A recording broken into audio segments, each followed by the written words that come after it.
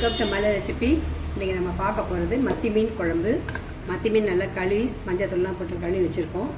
ஒரு வெங்காயம் ஒரு தக்காளி அரைச்சி பேஸ்ட்டாக வச்சுருக்கேன். இப்போது நம்ம குழம்புக்கு வேண்டிய பொருள்லாம் போடணும்.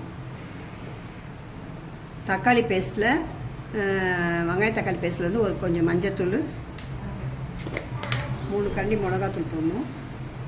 வீட்டுக்கு தகுந்தபடி நாங்கள் செய்கிறோம். ஒரு 3 ஸ்பூன் மிளகாத்தூள் போட்டிருக்கேன். புளியை இப்போ கரைச்சி குழம்பு கூட்டிடணும். இந்த அளவு புளி எடுத்து நல்லா க்ளீன் பண்ணி ஊற வச்சு கரைச்சி இதில் மீன் குழம்புல சேர்க்கணும். புளியை இப்போ தான் நல்லா கரைச்சி வச்சுருக்கேன். இப்போ மீன் குழம்பு அந்த மிளகாத்தூளில் வந்து ஊற்றிடணும்.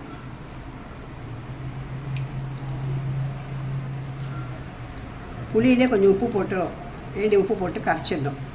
அப்போ தான் கரைப்படும்.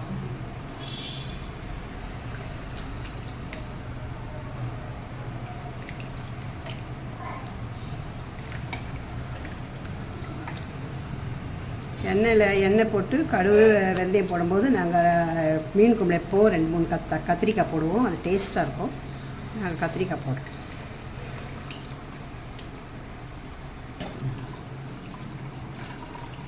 புளி நராட்டி கரைச்சி ஊற்றிருக்கேன்.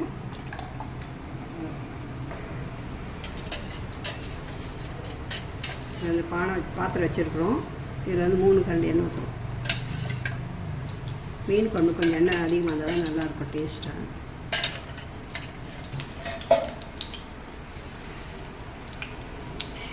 வெந்தயம், கடுகு, கத்திரிக்காய்,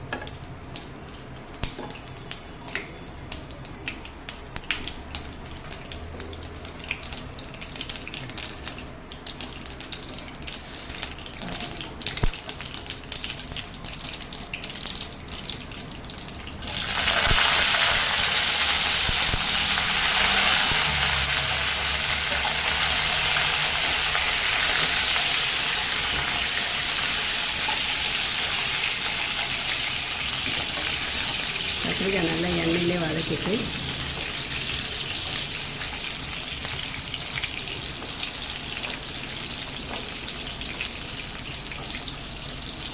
கொஞ்சம் எண்ணெயில் வதங்கணும். கத்திரிக்காய்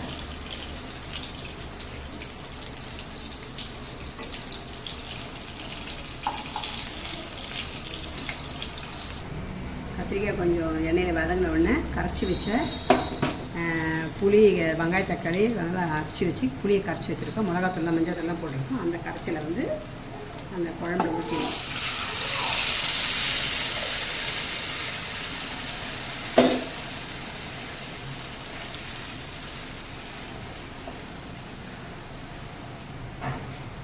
குழம்பு நல்லா கொதிச்சு வந்துருக்கோம் தான் மீன் போடணும். மீன் குழம்பு நல்லா சுண்டி வந்துடுச்சு. இப்போது நம்ம கத்திரிக்காய் வெந்திருப்பாங்க. இப்போ நம்ம மீனை போட்டுற வேண்டியது.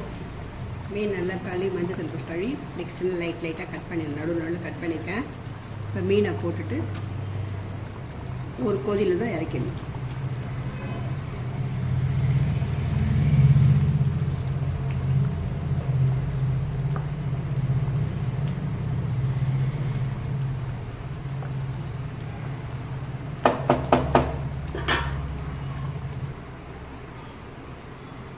ஒரு 5 நிமிஷம் கழித்து திறந்து பார்க்கலாம்.